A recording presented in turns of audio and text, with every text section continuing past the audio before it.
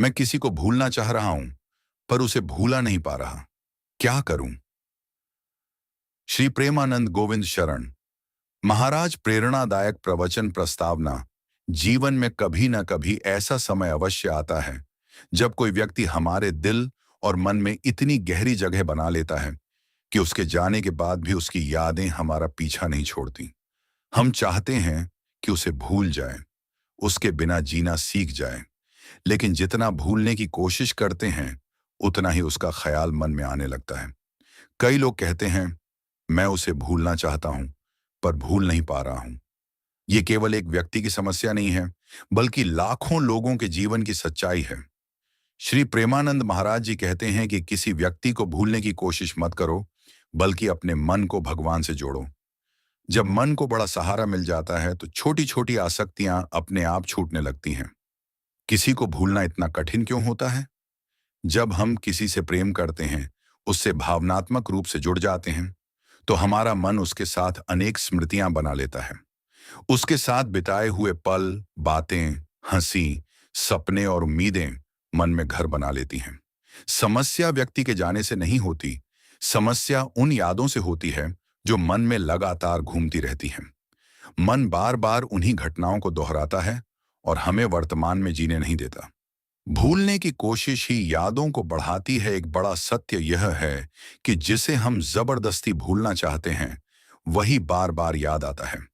यदि मैं आपसे कहूं कि अगले 1 मिनट तक बंदर के बारे में मत सोचिए, तो सबसे पहले बंदर का ही विचार आएगा। ठीक यही नियम मन पर लागू होता है। जब आप कहते हैं, मुझे उसे भूलना है, तो मन उसी व्यक्ति के बारे में सोचने लगता है। इसलिए भूलने की कोशिश छोड़कर अपने जीवन को नई दिशा देना आवश्यक है। स्वीकार करना सीखिए। सबसे पहला उपाय है स्वीकार करना। जो हो चुका है उसे स्वीकार कर लीजिए। जो व्यक्ति चला गया वह चला गया, जो संबंध टूट गया वह टूट गया, जो सपना बिखर गया वह बिखर गया। बार बार अतीत को पकड़कर बैठने से वर्तमान भी खराब होता है और भविष्य भी।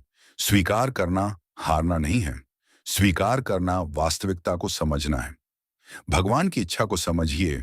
श्री प्रेमानंद महाराज कहते हैं, जो हुआ है वह भगवान की इच्छा से हुआ है। हम अक्सर सोचते हैं कि यदि वह व्यक्ति हमारे जीवन में रहता तो हम खुश रहते, लेकिन हमें यह नहीं पता कि भविष्य में क्या होने वाला था। भगवान हमसे ज्यादा जानते हैं।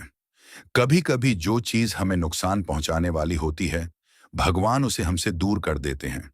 उस समय हमें दुख होता है, लेकिन बाद में समझ आता है कि भगवान ने सही किया था। अपने मन को खाली मत रहने दीजिए। खाली मन सबसे अधिक पुराने विचारों में भटकता है। जब आपके पास कोई लक्ष्य नहीं होगा, कोई काम नहीं होगा, तो मन उसी व्यक्ति की यादों में डूबा रहेगा। इसीलिए अपने दिन को व्यस्त बनाइए। नई चीजें सीखिए, अच्छी किताबें पढ़िए, व्यायाम कीजिए, सेवा कीजिए, सत्संग सुनिए। जब जीवन में नया उद्देश्य आता है तो पुरानी यादें कमजोर पड़ने लगती हैं। बार बार उसकी प्रोफाइल मत देखिए। आज के समय में सबसे बड़ी समस्या सोशल मीडिया है। कई लोग कहते हैं कि हम भूलना चाहते हैं, लेकिन दिन में 10 बार उसकी प्रोफाइल देखते हैं, उसकी फोटो देखते हैं, उसका स्टेटस देखते हैं, उसकी गतिविधियों पर नजर रखते हैं। फिर भूलेंगे कैसे? यदि घाव को बार बार कुरेदेंगे तो वह कभी नहीं भरेगा। जिसे भूलना चाहते हैं उससे दूरी बनाना आवश्यक है। खुद की कीमत पहचानिए। किसी एक व्यक्ति के चले जाने से आपकी कीमत कम नहीं हो जाती। आपकी पहचान किसी के प्रेम या अस्वीकार करने से तय नहीं होती। आप भगवान की अद्भुत रचना है। आपके भीतर अनंत शक्ति है। जिस दिन आप स्वयं को पहचान लेंगे, उस दिन किसी के जाने का दुख आपको तोड़ेगा नहीं। प्रेम और आसक्ति में अंतर समझिए। सच्चा प्रेम स्वतंत्रता देता है, आसक्ति बंधन बनाती है। यदि किसी के बिना आप जी नहीं पा रहे हैं, तो वह प्रेम नहीं, आसक्ति है। प्रेम में शुभकामना होती है, आसक्ति में स्वार्थ होता है। प्रेम कहता है, तुम खुश रहो। आसक्ति कहती है, तुम मेरे साथ ही रहो। इस अंतर को समझना बहुत जरूरी है। अपने जीवन का उद्देश्य खोजिए। जिस व्यक्ति का जीवन लक्ष्यहीन होता है, वह लोगों में ज्यादा उलझ जाता है, लेकिन जिसके पास बड़ा लक्ष्य होता है, वह छोटी बातों में नहीं अटकता। अपने जीवन का उद्देश्य खोजिए। सोचिए कि भगवान ने आपको इस धरती पर क्यों भेजा है। आपका जीवन केवल किसी एक व्यक्ति के लिए नहीं बना है। आपके जीवन का उद्देश्य बहुत बड़ा है। नाम जप की शक्ति। श्री प्रेमानंद महाराज बार बार कहते हैं कि मन को भगवान के नाम में लगाओ। जब मन किसी व्यक्ति में फंस जाता है तो उसे निकालने के लिए भगवान का सहारा लेना पड़ता है। राधे राधे का जप कीजिए, कृष्ण नाम का स्मरण कीजिए, नियमित भजन कीजिए। धीरे धीरे मन शांत होने लगेगा। समय सबसे बड़ा चिकित्सक है। आज जो दर्द असहनीय लग रहा है वही कुछ समय बाद कम हो जाएगा। समय घाव भर देता है, लेकिन इसके लिए धैर्य रखना पड़ता है। हर दिन थोड़ा थोड़ा आगे बढ़िए। एक दिन ऐसा आएगा जब वही व्यक्ति याद तो आएगा, लेकिन दर्द नहीं देगा। दूसरों की मदद कीजिए। जब हम केवल अपने दुख के बारे में सोचते हैं तो दुख बढ़ता है। जब हम दूसरों की मदद करते हैं तो मन हल्का होता है। सेवा से बड़ा कोई उपचार नहीं है।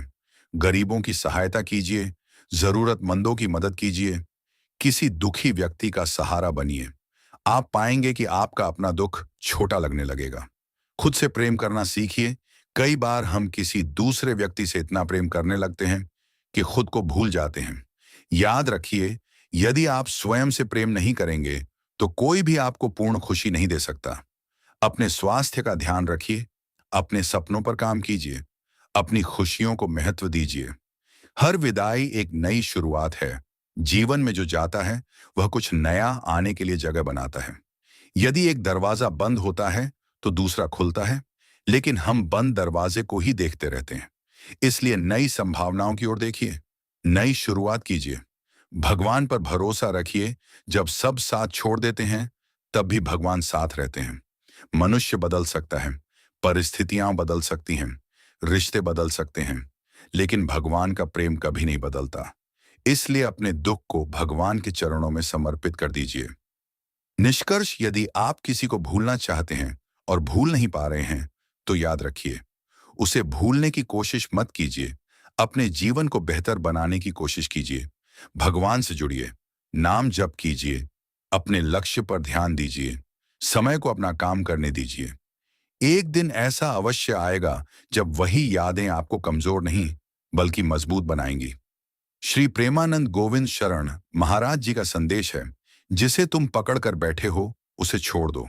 जो तुम्हारे लिए बना है वह तुम्हें अवश्य मिलेगा, और जो भगवान ने तुमसे दूर किया है समझो उसमें भी तुम्हारा कल्याण छिपा है। राधे राधे।